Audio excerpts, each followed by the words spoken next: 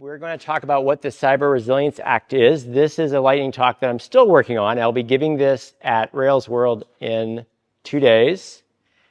And my name is Marty Haught. I'm the Director of Open Source at Ruby Central. And the other talk that I'll be giving later talks more about this, so I don't have any information about me in the slides, because this is a lightning talk for Rails World. So we're going to talk about the Cyber Resilience Act. So I'm curious, how many of you have heard of this? Okay. All right. Well, we're going to talk about what this is and also sort of how it impacts open source. And it's okay that you don't know, because most of you probably won't care about this, but legal and compliance at your companies will care a lot about this. So how many of you are familiar with GDPR? Use that? Okay. Well, the CRA is like GDPR for cybersecurity. So before I get into this, I must say that this presentation is for informational purposes only and does not constitute legal advice. I am not a lawyer. And this is a fascinating act that I have learned about in the last 9 months, really. So what is the CRA? Well, first of all, it is technically the EU regulation 2024-2847. And I have looked at it. It's very long and it's very dry legalese. But essentially what this does is it sets cybersecurity requirements for digital markets that are placed in the EU market. And there's a lot of, they go into much detail about what constitutes commercial activity or commercial product. And I'll talk a little bit about that tonight, but I'm not going to go in, because this is a lightning talk, I'm not going to go into much detail with that. But I'll give more information about how you can learn more if you care about this. One of the interesting aspects of this regulation compared to other compliance laws that you may have to follow is this one includes all open source and transitive dependencies. And so traditionally, usually you didn't have to worry about vulnerabilities or the quality of open source libraries you pull in. You're really focused on the software you actually write in your company. But this changes that. So they talk about products with digital elements. And these are a few examples of products with digital elements. There are some exceptions, but I want to point out that non-commercial or regular websites do not apply. So your blog is not going to be under this. There won't be any compliance issues with websites or anything like that. And if you're a nonprofit or if you have an open source project that you don't make money off of, that's going to be out of scope. But we'll talk a bit about that in a moment. Some dates. This is actually coming up very quickly. So there are 2 dates that we kind of mostly care about. There's a few other dates that they talk about in the regulation. But the first one is next September, the 11th of 2026. That's when the first requirements for reporting actively exploited vulnerabilities and severe incidents that all these products will have to comply with. And since I don't think you all have heard about this, I suspect what's going to happen is sometime next year, there's going to be a mad scramble where all the companies figure out how they're going to meet these obligations. And the second date is December 11th, of 2027, where all the other regulations apply. Again, I'm not going to go into everything, but because there's too much. You could spend an hour talking about this and you wouldn't cover everything about the CRA. I do want to mention, though, that there are some serious teeth to not compliance with this law. They want to make sure that the Googles or Apples of the world will pay attention and will comply with it. So it's pretty substantial penalties if you don't comply.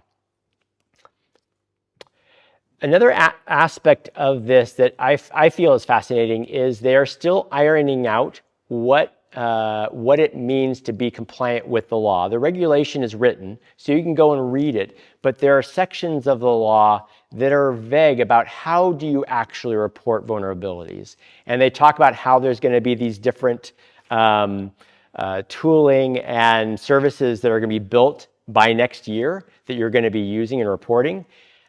So I don't know the fine details of this because I'm not involved. I'm not in the EU, but I have, and I'll talk about this later, I'm working with some working groups that get into these details. And there's other people that are way more experienced and expert at how you comply with EU regulations, and they can say more about that. But these details are still being worked out, and they will, I guess they'll have it figured out by next summer. I mentioned working groups. The good news is that the EU Commission is working with industry on this to make sure that the regulations are realistic to comply with and that it makes sense. And so there's two working groups that I'm part of. One is with the Eclipse Foundation, that's the Open Regulatory Compliance Working Group, and the other one is with the Linux Foundation, or it's a subset of the Linux Foundation, which is the Open SSF, and that's the Cyber Policy Working Group. So how does this impact open source? And there are really, there are technically two roles, but I kind of consider them three roles that they focus on in this act. There are a few other roles, but they won't apply to anyone here, I don't believe. The OSS developer role actually isn't named in the regulation, but it's implied throughout the regulation. So we're going to talk a little bit about that. Open source stewards is a new concept, and I'll talk about who those people are, or those entities are. And then manufacturers. The manufacturers are the companies that have the commercial products they're placing on the market. So for OSS developers, you don't have any obligations to do anything unless you have commercial activity. And there are a bunch of examples of what that means. They give you two examples here, such as charging a price or charging for services. But even you can make some money off of your open source, but there's certain rules about that keep you from having to comply. Financial support and donations don't automatically count.